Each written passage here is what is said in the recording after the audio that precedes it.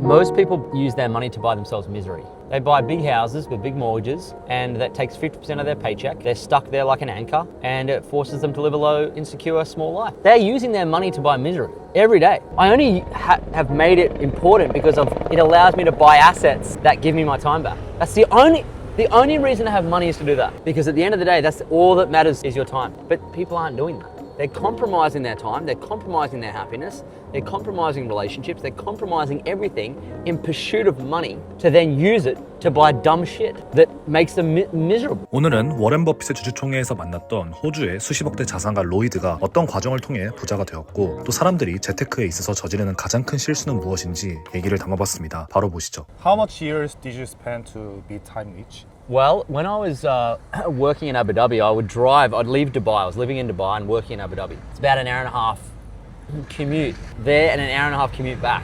So I get in my car in the morning, drive there, work there, drive home 5 days a week. And I read the audio book at the time because there was no podcast back then. The 4-Hour Work Week by Tim Ferriss. I know that. Yeah. And so I thought, well, I want a 4-hour work week. It was profound. The philosophy of how he lived is how I wanted to live.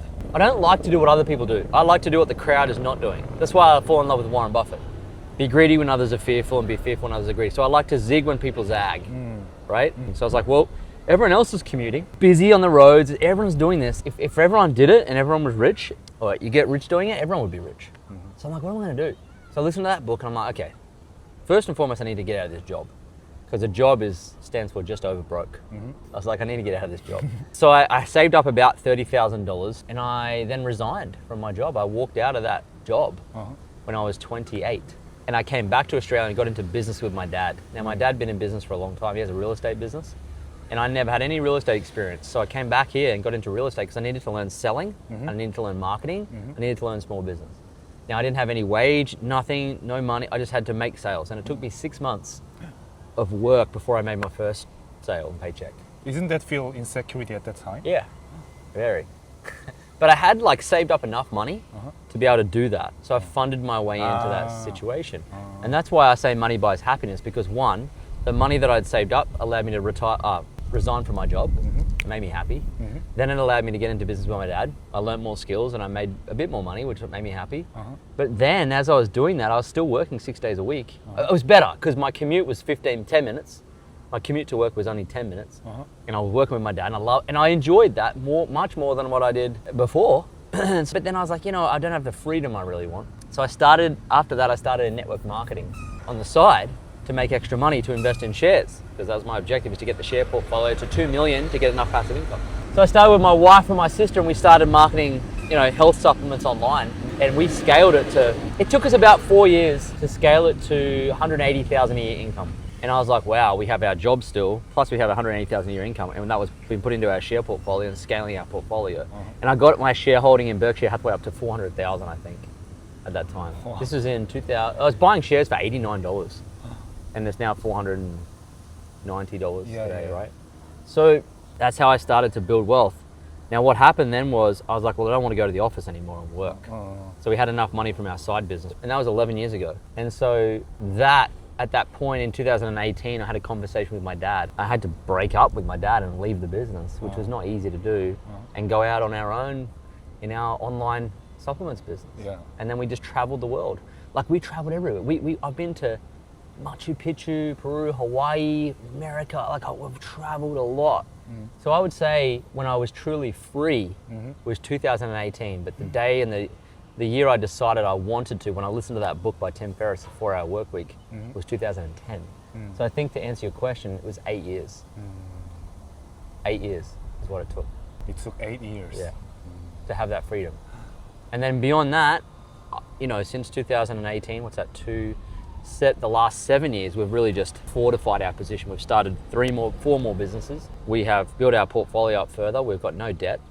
We have a little bit of business debt on a laundromat we own. We rent. We don't own our place. We live on the river here. We don't own a house.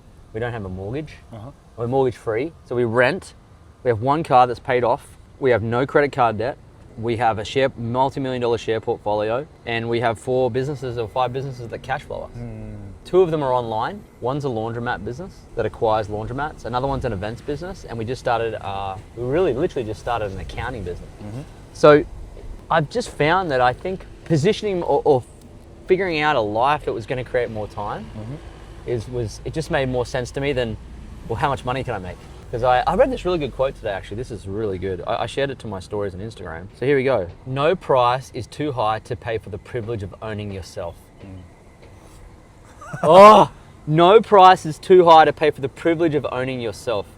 But anyway, think about that. So when people say, well, how long did it take, or was it worth it, or did you put effort in? No price was too high for me to pay for the privilege of owning my own life. So I was prepared to do anything is what that means. I was unstoppable. Like nothing made more sense to me than being able to do what I want when I want. Like just that's wealth. Rich is when you got lots of money. But you can be rich with lots of money and have no relationships, divorced, no relationships with your friends, you have no time to go skiing. Yeah, you can be so busy that your calendar owns you. You don't own your life. So I own my calendar. I spend time with my wife every day. We do anything we want. We go lunch together. I got good friends, spend time with them. We just went skiing in New Zealand, just off the cuff. A friend of mine invited us to go helicopter skiing in New Zealand. Wow. So we just said, yeah, we'll go. Because we can, because we've positioned our businesses, our lives, our partnership, our diary, our finances in a way that enables that. And I just don't think people are building their life with that philosophy. They're building a life of a philosophy of, well, I'll work really hard and I'll make all this money. And when I get this much of money, then I'll live my life. For me, that's backwards. I think Warren Buffett says it best. You know, he said that's like saving up sex for old age. Like, why? Why don't you just build a life? And by all accounts, for sure, it takes effort to build businesses, without a doubt. I'm not saying I never worked. I'm not saying I still don't work. I still work now. But I work in such a way I get people to do things for me and with me. I got partnerships, systems. The systems do a lot of the heavy lifting. You know, like while we've been doing this morning, our sales team's been doing sales for us. My marketing partner's doing all the marketing for our book. I've got our laundromat just pulling in money just like every day. My business partner's currently this morning, he was at a laundromat like convention. I'm not, he's there because he's in charge of the operations. And our network marketing business is ticking along, you know, like everything's leveraged. So I think if you're looking at like everyone knows about compound interest. I think it was Albert Einstein that said it's the 8th wonder of the world. Those who understand it will do well, and those who don't will pay the price. But the 9th wonder of the world, once I worked this out, it made us way rich. Like, you get your time back and you get money. And it's called leverage. Leverage is the actual wealth builder. And there's 3 types of leverage. One is the one we both know, which is capital leverage. So like if you look at who's great at that, it's Warren Buffett. Like he buys, like capital leverage is where you buy income. So like you buy shares in an ETF or something that pays you passive income, right? That's a good way to, you're leveraging your capital to produce money. The second one is people leverage. And this is an underappreciated, it's the easiest leverage because you just get someone to do something for you. Like here's an example. Let's say you're filming now, and as you leave here to get on the plane today to go to Sydney, you send this episode to someone on Fiverr, and they do the editing for you. Right? So you're leveraging that person to do the bit of work while you're free. Employee. Well, it's. I think what scares people about people leverage is they think they've got to get an employee, but you don't. You just have to leverage someone's skills for a short period of time and contract them. So I look to contract people, not employ people. So I want them to produce something. I don't want them to just get paid for their time. And so finding other people to do things for you, so finding someone to do your sales, find someone to do your editing, find someone to do your, like, I outsourced our podcast development and production and everything to someone else. So I don't have to do it. So finding others. There's a really good book on this that your audience can grab. It's by a guy called Dan Sullivan. Brilliant book. It changed how I thought about time and business. It's called The Who, Not the How. The who, not the how. It's all about, people ask themselves the question, well, how will I do this? And how will I start a podcast? How will I edit? How will I do this? And the question is wrong. It's who will do this? Who? And if you look at leverage, it's like if you get other people doing things for you, you don't have to do it. And on a very small scale, let me explain this little lesson. There's 2 stories. One is Warren Buffett. I think he was 7 or 8 at the time. And what he would do is he would go to the local golf courses and he would fish out the balls from the water, and he would sell the balls back to the clubhouse. So he, at a very young age, he was business savvy, right? Yeah. And he realized that getting the balls out of the water was a very dirty job. He's like, I don't want to do dirty jobs. Like, he says this, he has this saying, hard work won't kill you, but why take the risk? And so he hired, what he did was he said to his friend, listen, if you fetch the balls, I'll pay you like 30% or 50% of the profits. So the kid was fishing the balls out, Warren took the balls and sold them, they were paid $1 and he paid him 50 cents. Business. Yes, business is about not working, and people think it's about working.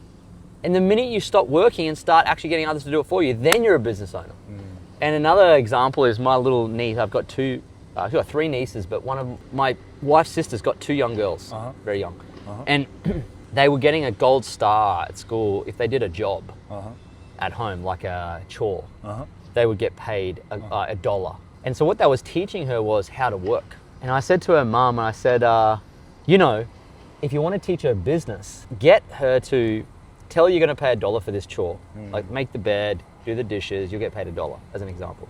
What you need to teach her is get her to get her younger sister to do those tasks for her while she sits on the couch and watches TV. And then pay her the $1 and she pays the sister 50 cents. That is business. That's how business works. Because there's a saying, it's better to own 10% of a watermelon than 100% of a grape. What does that mean? Well, if you own 100% of a grape, grape's this big, you own 100%, which means you're doing everything. But you can have that much money if you want. But if you have a watermelon, and you take 10% of the watermelon, and then your partners take the rest, 10% of a watermelon is still bigger than 100% of a grape. Yeah. Right? Yeah, that's right. So it's better to earn, like for example, it's better to have partners and earn $1 million a year, and you will take, say, 100 grand, than you to do everything and make 50,000. That's right. People leverage. People leverage. So that's the second type of leverage. The third type of leverage, which is beautiful leverage, which we're doing kind of right now, is systems leverage. And systems leverage, system stands for save, it's an acronym, system. Save yourself time, energy, and money. That's what it means. So like right now, I think I've got 26 software systems working in our businesses while we're sitting here. So let's start at the beginning. Our ClickFunnels account is hosting our book. The Facebook ads and Mark Zuckerberg's businesses are running ads for us. And our email is capturing emails and it's sending automated emails out to people while we're sitting here. Our Acuity calendar is booking your people in. Our Stripe account's taking payments for us. There's so many pieces of software that you can leverage that will help you achieve a lot more by doing a lot less, which is objectively what leverage is all about. Achieve more by doing less. Our laundromat, look at that. That business does so well. And we don't have to go and wash the clothes. It's the system that's doing it for us.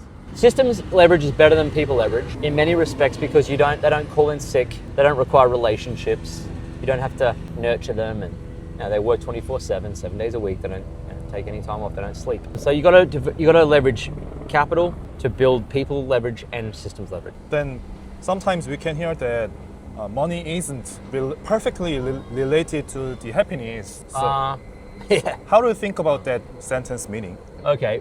Well, I have this saying, money buys happiness.